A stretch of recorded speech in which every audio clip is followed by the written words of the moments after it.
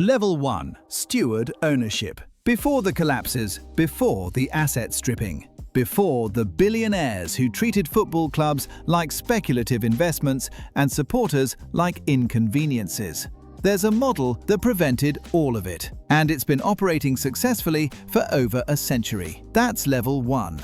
These aren't boring institutions, they're organizations that understood something fundamental. Football clubs survive generations when accountability exists at every level. When leadership can be removed before damage becomes permanent. When expenditure capacity reflects revenue generation rather than outside ownership ambition.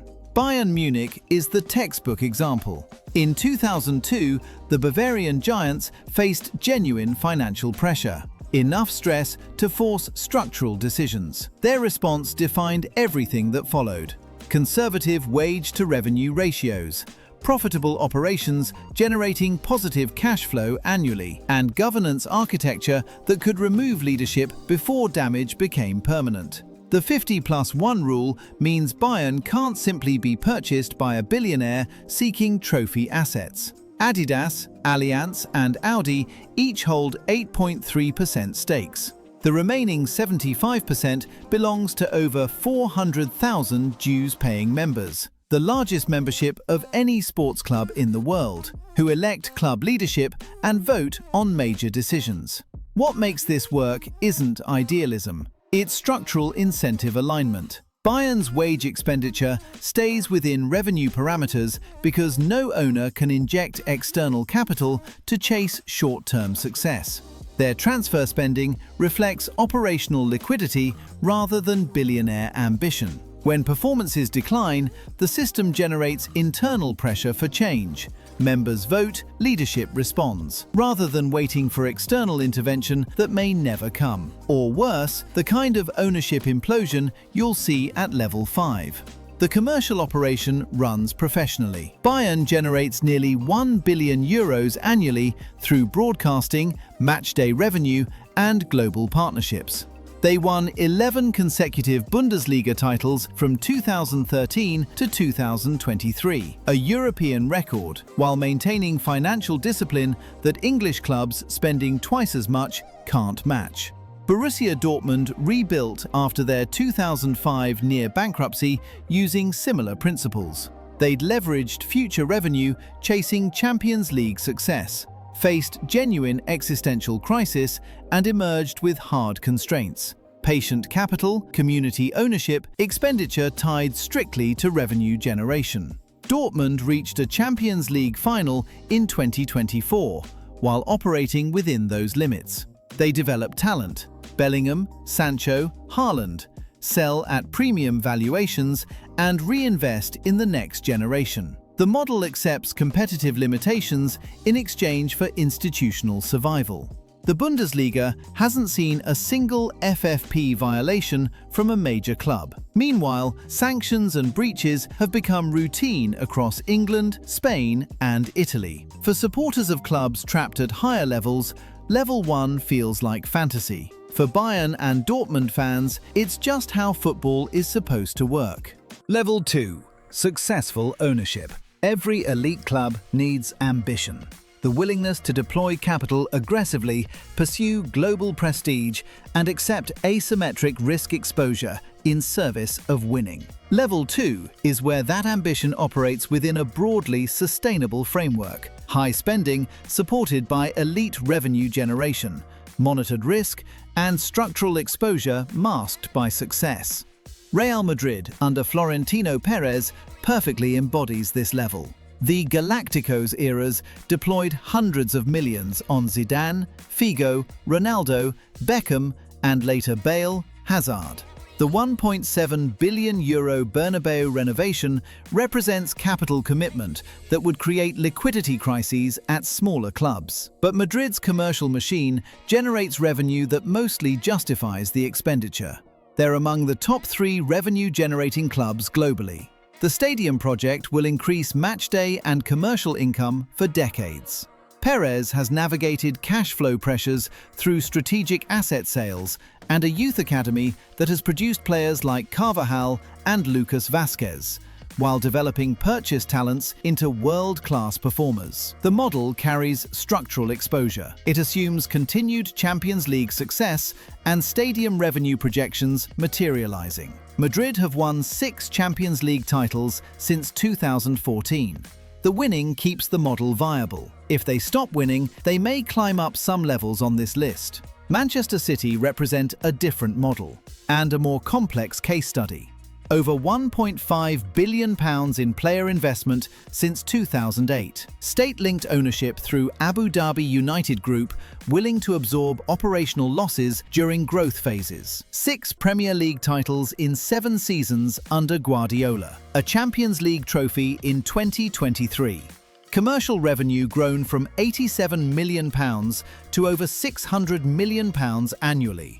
A transformation in financial architecture that reshaped English football's competitive landscape. But City also face 115 charges from the Premier League for alleged breaches of financial rules spanning 2009 to 2018. 54 counts of failing to provide accurate financial information. 14 counts of failure to provide accurate details for player and manager payments. 7 counts of breaching profit and sustainability rules. 35 charges related to non-cooperation with investigations. 5 separate regulations allegedly breached across 9 consecutive seasons. The hearing ran from September to December 2024 at London's International Dispute Resolution Centre. Over 100 days of legal argument. As of December 2025, no verdict has been announced. The independent commission remains in deliberation over a year after hearings concluded. Manchester City have consistently and emphatically denied all wrongdoing. The club claims to possess irrefutable evidence supporting their position. Pep Guardiola has repeatedly urged observers to withhold judgment until the process concludes. The club continues operating normally, competing for titles, planning future transfer windows. But the charges themselves, and their potential consequences, represent exactly why Level 2 carries structural risk that Level 1 doesn't. If City are cleared, the model is vindicated. If found guilty of even some charges, potential sanctions range from fines to points deductions to, in extreme scenarios, relegation or expulsion. Other Premier League clubs could pursue compensation claims for lost prize money and European qualification across multiple seasons. The point isn't to prejudge outcomes. It's to recognize that Level 2 models depend on continued success and regulatory navigation in ways that member-owned structures don't. At Level 2, success delays accountability. When you win Champions League finals and domestic titles, scrutiny diminishes. Regulatory questions get deferred. Structural weaknesses remain hidden behind trophy presentations. Level 2 isn't failure. It's controlled risk where consequences haven't materialized because winning keeps providing cover. The question is, what happens when the winning stops? Level 3. Optimized but fragile ownership. Now we reach the clubs built on spreadsheets. Level 3 ownership applies data-driven decision-making to every aspect of football operations. Player recruitment valuations, wage structure modeling, contract schedules, revenue projection scenarios. These are analytically sophisticated organizations that generate genuine profits in good years. Liverpool, under Fenway Sports Group, spent a decade demonstrating analytical optimization. Moneyball principles adapted from baseball. Statistical models identifying undervalued assets before market prices inflated. Sustainable wage structures. A Premier League title in 2020 and Champions League success, but FSG's tenure has been defined by recurring tension with supporters. And the pattern reveals something structural.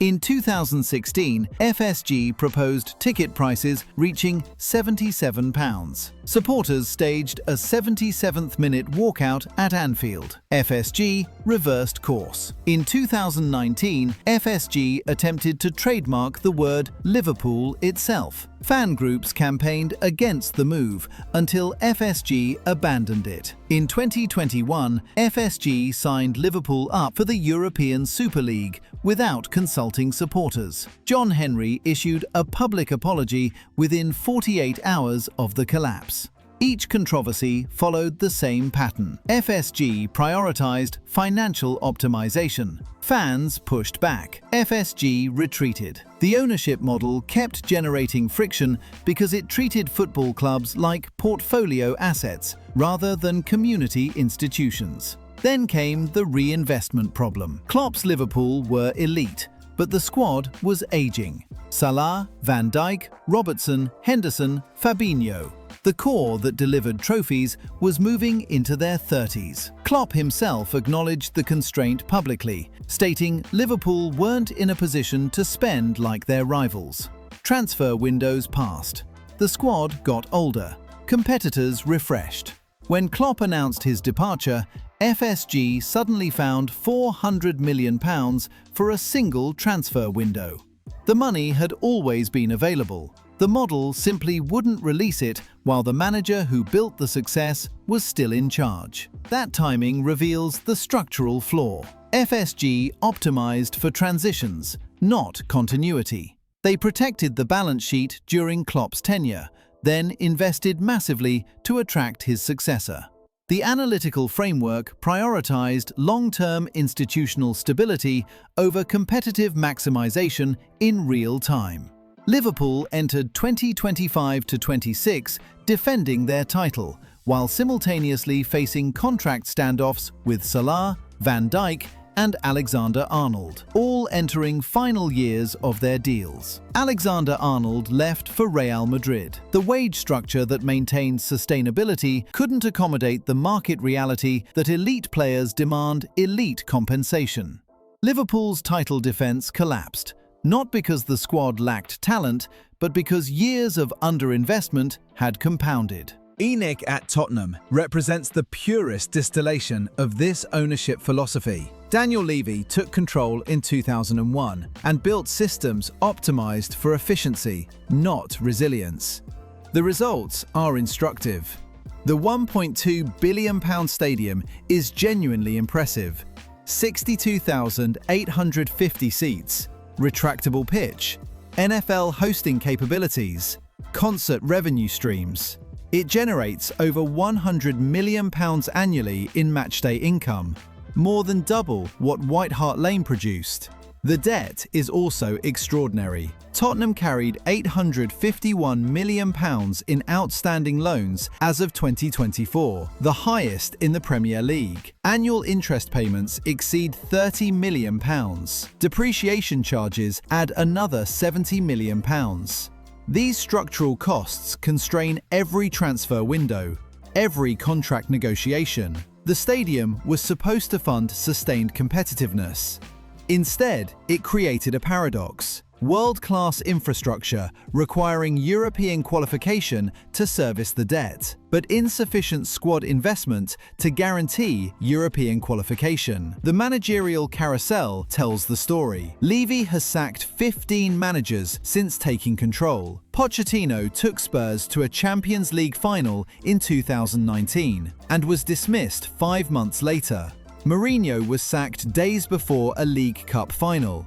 Postecoglou won the Europa League in May 2025, ending a 17-year trophy drought, and was sacked 2 weeks later. The manager who delivered Tottenham's first silverware since 2008, their first European trophy since 1984, was dismissed within a fortnight of lifting the trophy. Structural constraints mattered more than European glory.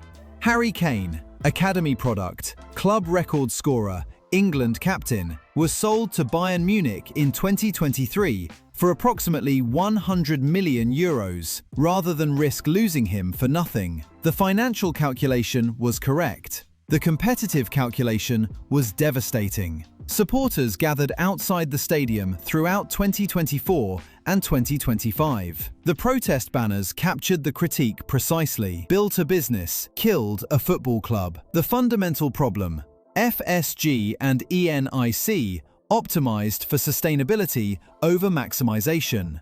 Both clubs have won trophies. Liverpool lifted the Premier League in 2025. Tottenham ended their 17-year drought with the Europa League weeks later. The models aren't failures, they're limitations. Liverpool won their title while losing Alexander-Arnold and letting their squad age for years under Klopp. Tottenham sacked Postecoglou a fortnight after he delivered European glory. The systems generate success, then struggle to sustain it. FSG and ENIC built clubs that survive ownership transitions, maintain positive cash flow, and occasionally break through. They did not build clubs designed to dominate. The difference becomes visible over time. Manchester City won 6 of 7 Premier League titles. Liverpool and Tottenham won trophies, but not eras. Liverpool and Tottenham fans are told their clubs are well run.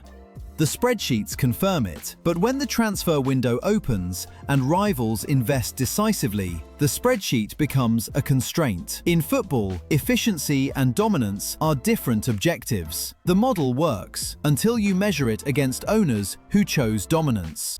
Level 4. Misaligned incentives. Some ownership failures aren't dramatic. They're quiet. They happen through years of decisions that prioritize everything except competitive football.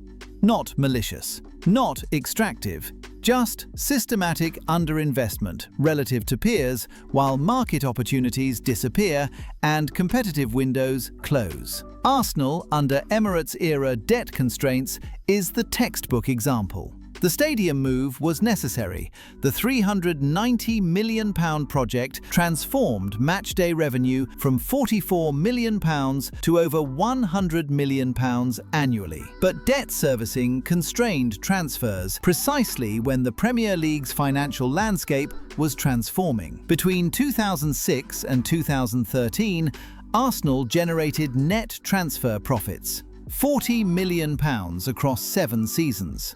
Manchester City deployed over £400 million net in the same period. Chelsea continued Abramovich's capital injections. The consequences were predictable. Wenger fielded increasingly young squads, developing talent he couldn't afford to keep. The players who left read like an alternative Premier League Hall of Fame. Fabregas won La Liga at Barcelona, then 2 Premier League titles at Chelsea. Van Persie won the league in his first season at Manchester United. Nasri and Clichy collected titles at City. Arsenal developed world-class players and watched them lift trophies elsewhere. Arsenal didn't collapse. They qualified for Champions League 16 consecutive seasons. Wenger performed miracles with constrained resources, but the opportunity cost accumulated invisibly. Years without genuine title challenges. The Emirates opened in 2006. Arsenal haven't won a league title since 2004. Newcastle United under Mike Ashley operated profitably for most of his 14-year tenure. Cash flow remained positive. Players received wages. No administration. He bought the club for £134 million in 2007 and sold it for £305 million in 2021. A £196 million personal profit. But Ashley treated Newcastle as a business requiring stable returns, rather than a competitive institution requiring capital deployment. Net transfer spending across 14 years totaled approximately £130 million, less than £10 million annually. The policy was explicit: buy young, sell at profit. Wages stayed below market rates. The gap between Newcastle's potential and reality widened annually without any single catastrophic decision. The club was relegated twice. They qualified for Europe once. This is failure by neglect. The damage isn't measured in bankruptcy filings. It's measured in what could have been. Level 5. Financial gambling. Leeds United reached the Champions League semi-finals in 2001. By 2007, they dropped to League One, England's third tier, the first time in the club's history. The collapse took 6 years. The recovery took 16. Chairman Peter Ridsdale's explanation still echoes. We lived the dream. The business model operated on projected revenue rather than current fundamentals. Leeds borrowed £60 million against future gate receipts, assuming consecutive Champions League qualification would generate cash flow to service debt obligations. They signed Rio Ferdinand for a British record £18 million, Robbie Keane for £12 million. They assembled a squad capable of competing with Manchester United and Arsenal for domestic and European honours. The financial architecture didn't hope for Champions League qualification, it required it. The debt servicing obligations assumed that revenue stream as baseline. Every projection, every payment schedule, every wage commitment depended on European football continuing indefinitely. Then they finished fifth in 2001 to 2002. One place outside Champions League qualification. One place. That's all it took. The debt levels told the story of escalation. £9 million, then £21 million, then £39 million, then £82 million. By the time the collapse became undeniable, Leeds owed over £100 million. The phrase, "doing a Leeds," entered football vocabulary, a warning about what happens when ambition outpaces arithmetic. The entire financial structure collapsed because the model had no downside scenario planning. Missing Champions League once meant the revenue projections underlying that debt became fiction overnight. Player sales followed immediately. Ferdinand to Manchester United for £30 million. Woodgate to Newcastle. Kewell to Liverpool. But each sale weakened the squad supposed to generate qualifying performances. The death spiral accelerated. Sell players to service debt. Weaker squad misses Europe. Miss Europe, lose revenue. Lose revenue, sell more players. By the time Ridsdale resigned in March 2003, Leeds had entered terminal decline. Administration followed in 2007. League One football arrived months later. Elland Road, a stadium that had hosted Champions League semi-finals, now watched third-tier football against Yeovil and Hartlepool. Valencia, under Peter Lim, demonstrates similar patterns. A club that won La Liga in 2002 and 2004, reached 2 Champions League finals, has spent years selling core assets to fund basic operations. Their new Mestalla Stadium remains unfinished after construction halted in 2009. A concrete skeleton on the Valencia skyline, monument to financial overextension and ownership neglect. Level 5 ownership bets everything on specific outcomes. Qualify for Europe. Sell that player at the projected valuation. Hit the revenue trajectory that debt calculations require. Binary business models. All or nothing financial architecture. Next season will fix it. Logic that compounds exposure rather than resolving structural problems. Level 6. Collapse and forced intervention.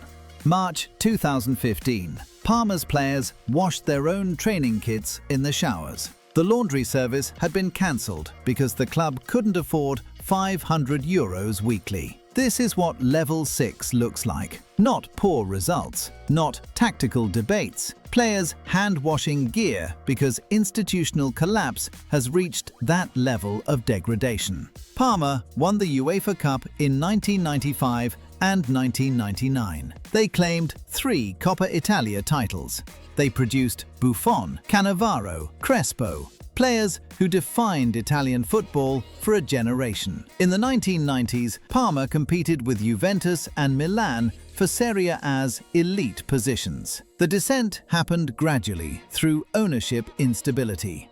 After the Parmalat corporate scandal in December 2003, when the dairy conglomerate's €14 billion fraud collapsed, Parma changed hands multiple times. Each transition brought promises about capital injection. Each ownership group struggled to generate operational revenue while servicing accumulated debt. By late 2014, the degradation became visible in operational details. Team buses stopped running. Players arranged their own transport to training. Matchday operations barely functioned. The club couldn't meet payroll. Players went months without wages. Still training, still playing, still representing an institution that couldn't pay them. Creditors lined up. Small businesses that had serviced the club for decades, catering companies, equipment suppliers, local vendors, filed claims. Some never recovered money owed. The collapse didn't just destroy a football club. It damaged an entire local economy built around it. Then the laundry service. €500 weekly. That was the line. The Italian Football Federation declared Parma bankrupt on March 19, 2015. Players learned their employer no longer existed through social media and text messages. 15 years from European contention to institutional death. Players washing their own kits in the showers. That image doesn't fade. Level 7. Institutional failure without consequence. Manchester United, the Glazer era. November 28, 2022. Manchester United's owners announced the club was for sale. 7 months later, they announced it wasn't. The Glazer family entertained bids exceeding £5 billion from Qatar and Ineos. They conducted detailed due diligence. They allowed potential buyers to examine 17 years of financial architecture. Then they rejected full sale offers, accepted a minority stake, and retained majority control of an institution they'd extracted £1.2 billion from. Supporters had protested for years. Pundits had analysed the debt structure. Former players had criticised underinvestment. Nothing changed. Because Manchester United keeps generating revenue regardless of competitive performance. The commercial engine operates independently of results. The institution is too large to collapse, but too compromised to function properly. The extraction began on June 28, 2005, when the Glazers completed their leveraged buyout. They paid £790 million. They borrowed approximately £540 million from hedge funds at elevated interest rates to fund the acquisition. They secured that debt against the club's assets and future revenue streams. Manchester United, debt-free since 1931, woke up owing £604 million because someone wanted to buy them. BBC Verify analysis published in June 2025 calculated that £1.2 billion has left Manchester United since 2005 through debt interest payments, principal repayments, dividends, and fees to the Glazer family. Average annual interest exceeded £42 million, capital that funded external creditors rather than competitive operations. The club paid over £20 million annually in dividends from 2016 to 2020, the only Premier League club making regular shareholder distributions during that period. 20 years later, gross debt still stands at £547 million. The paradox: Manchester United remained commercially successful throughout. Revenue grew from £166 million in 2005 to over £627 million by 2019. The brand retained global value. But here's what the Ferguson-Gill era masked. Competitive infrastructure was degrading beneath commercial growth. Sir Alex Ferguson and CEO David Gill both departed in 2013. They took the operational expertise that had translated compromised financial resources into sustained competitive success. What followed exposed every structural weakness the commercial metrics concealed. 7 permanent managers in 12 years. Over £2 billion in transfer expenditure since 2012 without a single Premier League title. Training facilities that players noted had fallen behind competitors. Old Trafford's deterioration became so visible that roof leaks made international headlines. A stadium generating £100 million annually, unable to fund basic infrastructure maintenance. The commercial engine kept generating revenue. The competitive operation kept declining. The gap between Manchester United's financial potential and their competitive reality widened annually. The difference between United and clubs at level 6 is simple. United never faces external pressure that forces structural change. There's no administration, no relegation triggering intervention. The club underperforms perpetually while remaining commercially viable enough to service debt. Failure becomes sustainable. The institution degrades without collapsing. And because it doesn't collapse, no external mechanism forces ownership to change course. Sir Jim Ratcliffe's 2024 acquisition of 28.9% with operational control represents the first structural shift in 2 decades. The Glazer model demonstrated how extraction can continue indefinitely when institutions are large enough to absorb damage without dying. Barcelona. Financial recklessness. Barcelona's ownership structure was designed to prevent exactly what happened to Manchester United. No single owner can extract value. Over 150,000 club members, the socios, elect the president and vote on major decisions. Democratic accountability built into the institution's constitutional foundation. The problem is what those members have incentivized. Barcelona operates as a democracy. Presidents win elections. Elections require campaign promises. Campaign promises require spending commitments. And because presidential terms are limited, every administration faces structural pressure to deliver immediate success rather than build long-term financial sustainability. Short-term incentives create long-term liabilities. Democratic accountability becomes democratic recklessness. When Neymar departed for Paris Saint-Germain in 2017 for €222 million, Barcelona's response set the trajectory.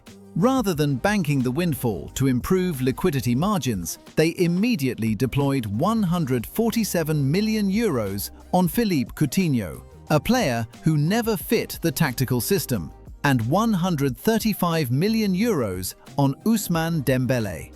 Wage obligations inflated beyond any reasonable revenue projection. By 2021, when Joan Laporta returned to the presidency, Barcelona faced over €1.3 billion in debt and couldn't register players they'd already signed because La Liga's financial controls required salary cap compliance based on revenue. Laporta's solution made the term economic levers famous in football and demonstrated level 7 defining characteristic. Barcelona sold 25% of their La Liga television rights for the next 25 years, receiving €667.5 million in immediate capital injection, while permanently reducing future annual revenue by approximately €40 million.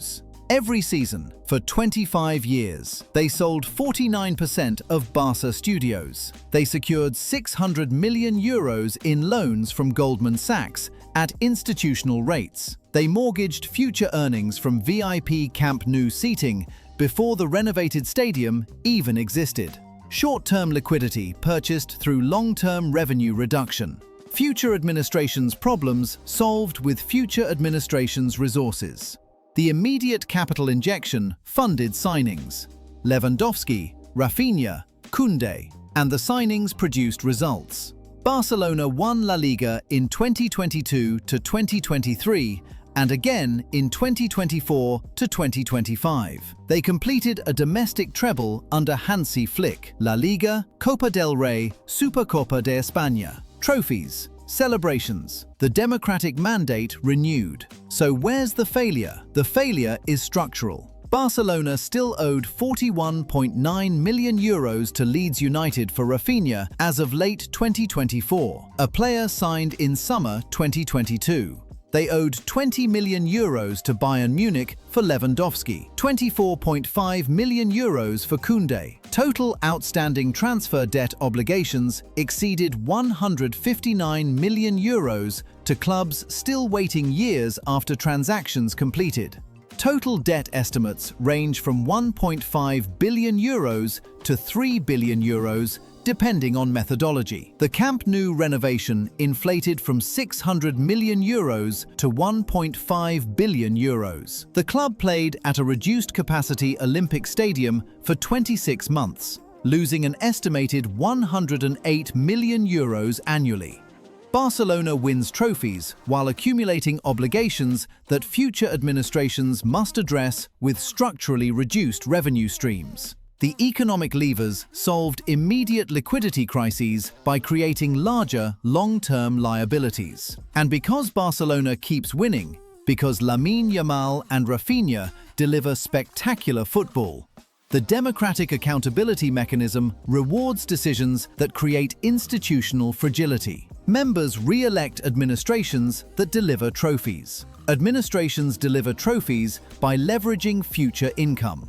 Future income diminishes. Future administrations face worse constraints.